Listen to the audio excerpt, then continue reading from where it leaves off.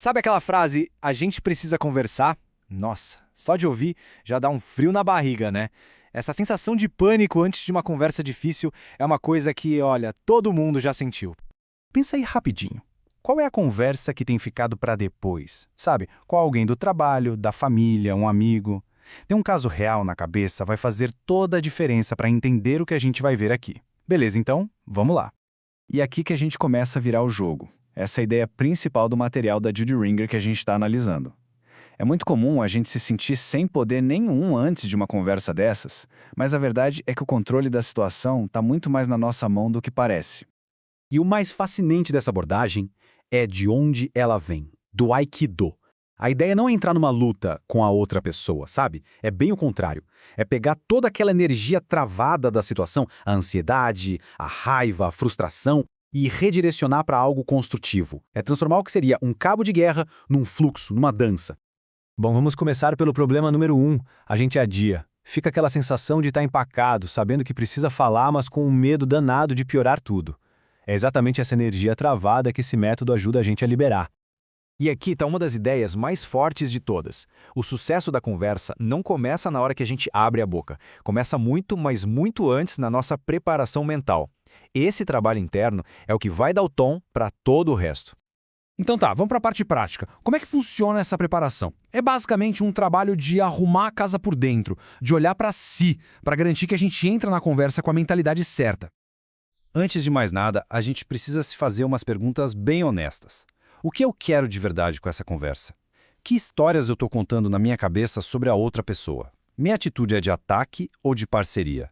E essa dói, mas é crucial. Qual é a minha parte nisso tudo? E tem que tomar muito cuidado com o tal do propósito oculto. Sabe quando alguém fala, eu só quero ajudar, mas o tom é de crítica, de quem está dando uma lição de moral?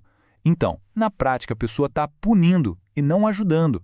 O ponto aqui é alinhar o que a gente diz que quer com a energia que a gente de fato leva para a conversa.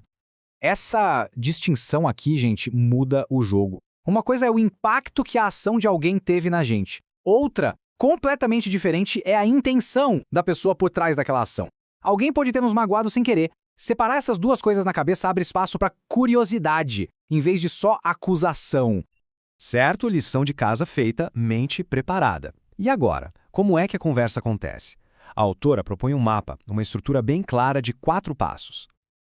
Os 4 passos são esses: investigação, reconhecimento, defesa e, por fim, resolução de problemas. A lógica é, primeiro a gente ouve, depois a gente mostra que ouviu, aí sim a gente fala o nosso lado e no final a gente constrói uma solução. Parece simples, né? E é nessa simplicidade que está a força.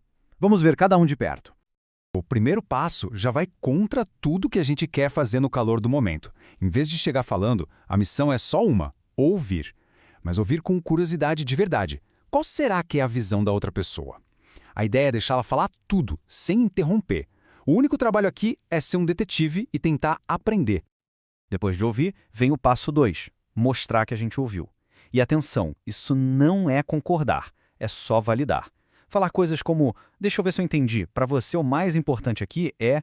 Isso cria uma ponte, a outra pessoa se sente compreendida, e aí, só aí, ela baixa a guarda para conseguir ouvir também. E vamos reforçar esse ponto porque ele é o mais importante de todos. Repetindo, reconhecer o ponto de vista de alguém não quer dizer que a gente concorda com ele, de jeito nenhum. Significa só que a gente foi capaz de, por um instante, enxergar a situação pelos olhos daquela pessoa. Só agora, no terceiro passo, depois de ter ouvido e validado, é que chega a nossa vez de falar. É a hora de colocar o nosso ponto de vista na mesa. E dá para usar o que a gente aprendeu para criar uma conexão. Algo como, olha, entendi perfeitamente como se chegou a essa conclusão. Do meu lado, a situação parece um pouco diferente por causa disso e disso. E aí, com os dois lados da história na mesa, a conversa deixa de ser um confronto e vira uma colaboração. O foco muda para, ok, e o que a gente faz a partir de agora? É o momento de buscar soluções juntos, de ter ideias e de construir algo novo em cima do que foi conversado. A teoria é ótima, né? Mas e a primeira frase? Como é que a gente começa o papo na prática sem que a outra pessoa já levante um muro na nossa frente? Então aqui vão algumas frases de abertura que são ouro puro. Repara no padrão, nenhuma delas acusa, Todas elas são um convite. Elas já começam a conversa com um tom de parceria, de estamos juntos nisso, e não de briga. E isso tudo nos leva à grande virada de chave, a mudança de mentalidade que é a base de toda essa abordagem.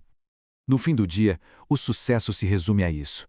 O que a gente diz é importante, claro, mas a nossa postura, estar com o centro no lugar, com curiosidade, com o objetivo de ajudar, isso é tão ou mais importante que as palavras. A nossa energia interna é que molda o resultado da conversa. Então, vamos voltar àquela conversa lá do começo, a que tem sido adiada. Com essa nova perspectiva, como ela poderia ser diferente? A questão final não é como vencer uma discussão, mas sim como transformar um oponente em um parceiro para resolver um problema. A pergunta que fica é: quem pode ser essa pessoa?